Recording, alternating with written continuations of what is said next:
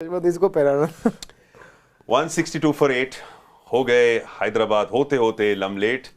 और once again हमारे वर्दी अपोनेंट यहाँ पर बैठे हैं एक बारी फिर एमपीएल सुपर काउच में Virender Sehwag. Congratulation sir, very well done. लय में है आप, अच्छा खेल रहे हैं, मस्त से, जहाँ क्रेडिट देना चाहिए वहाँ देना चाहिए। बहुत बढ़िया परफॉर्मेंस रही आपकी। Thank you and I hope you very happy because I am very happy for you. मैं बड़ा खुश हूँ आपके लिए, बेहद खुश हूँ मैं कि ये छठी बार लगातार बैठ गए इस एमपीएल काउच पे और कुछ हो गया है, कहां से पता नहीं क्या जड़ी बूटी खा रहे हैं, but well done sir, well done, well done. आपकी आवाज से ही लग रहा है आप इतने खुश। नहीं, मैं बहुत खुश हूं sir, I am very happy for, I am really happy, क्योंकि सोफा सिर्फ सोफा है सर, बैठने की चीज है ना। और आप बैठे मैं बैठूं, बात तो आप पूछ रहे थे कि मैं दुखी कब हुआ। मैं दुखी कब हुआ सर? एक ही बार दुखी हुआ जब आप इस सोफे पे बैठे। सर वही डिफरेंस है सर, आप बड़े हैं, मैं आपकी खुशी में खुशी पाता हूँ, आप मेरी दुख में खुशी पाते हैं। झलकती नहीं है ना खुशी आपके चेहरे से। ठीक है सर, इस बात के लिए हम बाद में थोड़ा बात करेंगे क्योंकि मौका और भी है उस पे बैठने का। लेकिन इस वक्त क्या बैठे हैं खुशी में, हैदराबाद की टीम होंगे खुश, क्योंकि एक वक्त में लग रहा था कि इतने रन भी नहीं कमा पाएंगे, मुझे तो बेहद लग रहा था। लेकिन ये दिखाते हैं आपको क्या हुआ इस पहली इनिंग्स के अंदर। भेजा बैटिंग करने को दिल्ली ने और गप्टिल की शानदार पारी, 19 गेंदों में 36 बनाए शुरुआत में। मनीष पांडे 30 और उसके बाद केन विलियमसन जो लय में लग रहे थे वीरू पाजी की तरह 28 और 27। देखिए जब तक मार्टिन गप्टिल बैटिंग कर रहे थे, समीर हमको खूब चढ़ा रहे थे कि आज तो शायद काउच जाएगा, क्योंकि ज्यादा रन बनने की उम्मीद थी। फिर जैसे गप्टिल आउट हुए तो फिर वो खुशी और मना रहे थे कि शायद उनके पास काउच आएगा। आप पता नहीं किसी और की बात करें, तो नहीं आप मैं कि उनको खुशी इतनी थी कि या तो पाजी ले जाए या फिर मेरे पास आ जाए, बाबा के पास ना जाए। ऐसे ही बोल रहे हैं।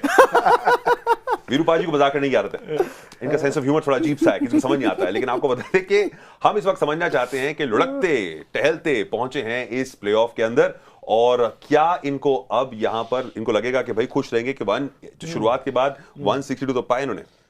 आई थिंक खुश होंगे, क्योंकि जो टैकी की बात हो रही थी कि क्या टैकी है पिच। छोड़ेंगे नहीं इस वर्ड को आप ना दिन भर सर। आज की पिच की बात, आज का टॉपिक टैकी। तो आप हैदराबाद खुश होगी सिवाय आखिरी 5 बॉलों के, क्योंकि उस तक जैसे उनका के शुरू में अच्छा चले, वहां से फिर जो स्कोर सोचते होंगे पहुंचना है वहां, तो जब उनको विकेट गिरती रही, लेकिन क्या है कि जो आया ना वो रोल उस टाइम पे जो होना चाहिए था वो अदा करते चले गए। तो अगर किसी भी स्टेज पे आप पूछ लें, 31 पे जब पहला आउट हुआ वो रिद्धिमान शाह आउट हुए, फिर आउट हुए मार्टिन गुप्टिल, 6 ओवर में आपने 50 रन बना लिए हैं, ऐसी विकेट पे अच्छा स्टार्ट है। तो उसके बाद क्या चाहिए आपको? स्टेबिलिटी चाहिए। प्लेयर आउट हो गया, लेकिन 2 आए जिन्होंने स्टेबिलिटी संभाल के रखी। फिर उनकी किस्मत है जब केन विलियमसन आउट हुए और मनीष पांडे आउट हुए, आप देखें कि 90 रन थे 13 ओवर में। फिर जो आता गया ना, विजय शंकर आया आज 11 में कुछ 25-30 बना के चले गए, नबी आए, उन्होंने 2-3 छक्के मार दिए। तो इंडिविजुअल में नहीं नजर आ रहे स्कोर, लेकिन अगर इस विकेट पे इतने रन, मैं तो थोड़े और बोले थे, मेरी तो चेयर आती भी नहीं और मेरे नंबर पे नहीं पहुंचते। लेकिन तो इसीलिए वो 5 गेंदें, अगर मैं मानता हूं कि वहां पे, उसके अलावा हैदराबाद को इतना दुख नहीं होना चाहिए। हाँ, just about average score. Chase की बात करेंगे उससे पहले वीरू पाजी, आखिरी ओवर में वो मजेदार इंसिडेंट रनआउट का, आपके हिसाब से legal, fair, Hooda running in the middle of the wicket, Rishabh Pant की थ्रो स्टंप्स के पीछे से? मुझे उसमें कोई नहीं लगा कि इसमें कोई बॉलर की गलती, क्योंकि जहां बॉलर खड़ा था और जहां पर थ्रो आ रही थी, वो बॉल उठाने जरूर गया। और हुडा की गलती है कि हुडा बिल्कुल सीधे दौड़ रहे थे। मानते हैं कि वो सबसे आसान और जल्दी पहुंचने का रास्ता है, लेकिन एज अ बैट्समैन आपको बाहर निकलना पड़ता है विकेट से और फिर सीधा दौड़ना पड़ता है। तो कहीं ना कहीं हुडा की गलती थी, और वैसे भी हुडा की दोबारा स्ट्राइक आनी नहीं थी, आउट हुए नहीं हुए कोई फर्क पड़ा नहीं। बॉलिंग पे एक बार नजर डालते हैं, जिस तरीके से बॉलिंग की आज बॉलर्स ने दिल्ली के, थोड़ी मिसफील्डिंग तो भाई इनकी डामाडोल लगी वहां पर, कप्तान की भी। और पृथ्वी शॉ जो है आज मेरे ख्याल से पार्क में घूम रहे थे थोड़ा बहुत, पर ये जो अगर बॉलिंग देखें तो यहाँ पर भाई ईशांत शर्मा वंस अगेन 2 विकेटें और कीमो पॉल के 3। तो बॉलिंग परफॉर्मेंस पे आपको कैसे लगी जाट भाई? आई थिंक बॉलिंग परफॉर्मेंस अच्छी रही। स्टार्ट में गप्टिल इनके पीछे पड़ गए, वो ऐसे खिलाड़ी हैं कि आप गेंद बुरी अच्छी नहीं होती, लेकिन फील्डिंग में जो आपने कहा कि वहाँ आई थिंक थोड़ा सा उन्होंने लेट डाउन किया। बट अमित मिश्रा ने जो अपना रोल था वो बखूबी अदा किया, क्योंकि आते ही गप्टिल को हटाया, वहाँ से 10-20 रन का फ़र्क, और वो नंबर्स में भी नज़र आ रहा है कि अमित मिश्रा ही एक अलग नज़र आ रहे हैं। अगर लेकिन वो देखें तो दूसरे वाली टीम के पास ना 2-2 स्पिनर हैं जी। तो कीमो पॉल जो गेंद, एक ओवर वो रदरफर्ड का क्यों डलवाया वो नहीं समझ आई, क्योंकि वो एक ऐसा स्टेज होता है 12-13 ओवर में कि बल्लेबाज चांस नहीं ले रहा, वहाँ से मोमेंटम शुरू होता है, तो वहाँ पे आपने दे दिया। वो तो अच्छा है कि ईशांत शर्मा आए और उन्होंने भी उसी वक्त पे विकेट निकाल दी। आज बदलाव देखा, नहीं तो ईशांत शर्मा से 19 और 20 ओवर कराते हैं, उसकी जगह उनको जल्दी खत्म कराया आज। मिश्रा साहब की बात ही कुछ खास है। हाँ। इस तरीके से बॉलिंग करते हैं, one of the leading wicket takers रह चुके हैं आईपीएल के अंदर, और अब भाई जो सेलिब्रेशन भी की, जिस तरीके से खुश रहे, young man of the team. जी बिल्कुल। सुबह सुबह शायद तो मैच से पहले गावस्कर साहब उनके मिलने गए, उनके कंधे पे हाथ रख के शायद कुछ बोल रहे थे। दोनों की उम्र सेम लग रही थी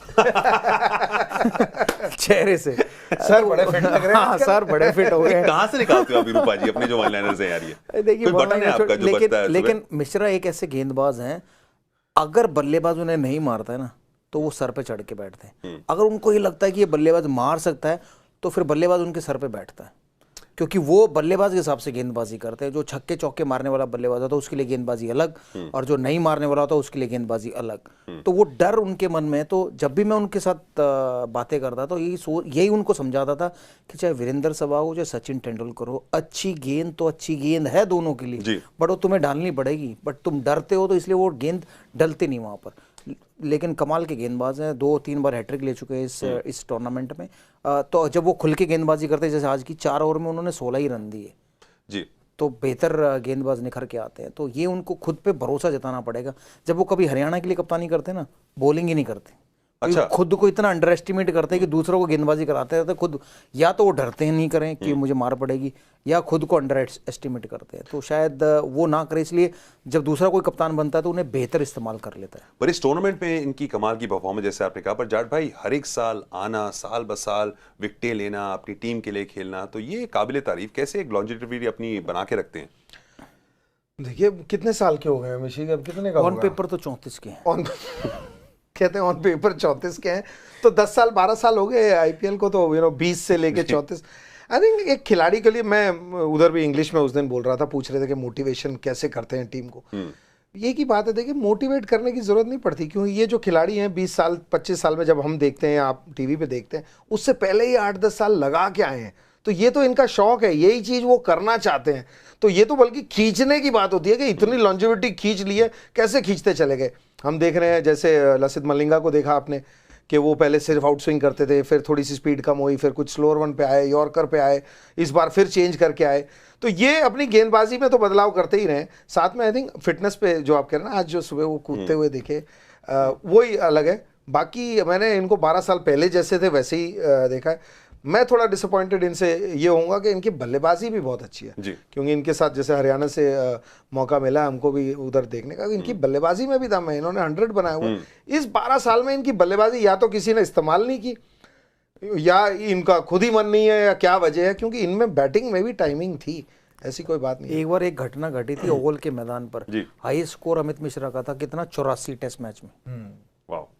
नहीं, क्योंकि वो घटना थी जो एक दिन घटी, 12 साल में हमने देखा नहीं है। वो एक घटना थी जो एक दिन घटी थी। बट उनमें रणजी ट्रॉफी में इन्होंने और जयंत यादव ने दोनों ने मिलकर डबल 100 बनाए, दोनों ने 200 रन बनाए हुए। तो ऐसी बात नहीं, क्षमता है, बट वो डर है, डर के आगे जीत है। अगर डर निकलेगा तो फिर आगे कुछ करेंगे। ऊपर बैटिंग करने का मौका मिले तो शायद कुछ कर भी सकते हैं। बैटिंग ऑर्डर देखते हैं एक बारी दिल्ली का, कि जिस तरीके से आके बैटिंग करनी पड़ेगी। भाई बड़ा मैच, कभी भी नॉकआउट गेम में पहुंचे नहीं है।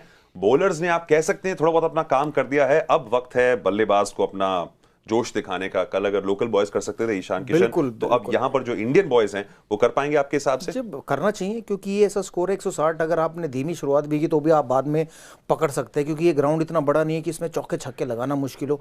विकेट में भी ऐसा हमें कुछ देखने को नहीं मिला कि विकेट बहुत मुश्किल हो खेलने के लिए। अगर आपके अंदर विल पावर है कि आप अपने चौके छक्कों में विश्वास रखते हैं, मार सकते हैं, ज़रूर रन बनेंगे। कि थोड़ी धीमी शुरुआत करने के बाद विकेटें बची रही ना, जैसे हम लोग कल भी बात कर रहे थे कि 130 रन बनाने, लेकिन अगर विकेटें 10 ओवर तक आपकी क्या 2 गिरती है या 3 गिरती है, तो बाद में रन बनाने आसान हो जाएंगे। अगर पहले ही पावर प्ले में 2-3 विकेटें खो दी तो फिर तो आप अपने पैर पे कुल्हाड़ी मारेंगे। चलिए, मौका है आगे बढ़ने का, मौका है चेन्नई से दोबारा खेलने का, और ऑफ कोर्स आगे बढ़ने का फाइनल की तरफ। तो यहां पर दिल्ली को बनाने हैं 163 टू विन दिस मैच, और हैदराबाद घर जाएगी अगर वो हार जाते हैं। चलिए, वापस MPL super couch is up for grabs. Jat भाई आपसे शुरुआत करते हैं। आपको नहीं सर, मौका तो चलते रहेगा। जब तक ये शो है, जब तक आप और हम यहाँ पर हैं, ये काउच जो है वो घूमता रहेगा। और अब मौका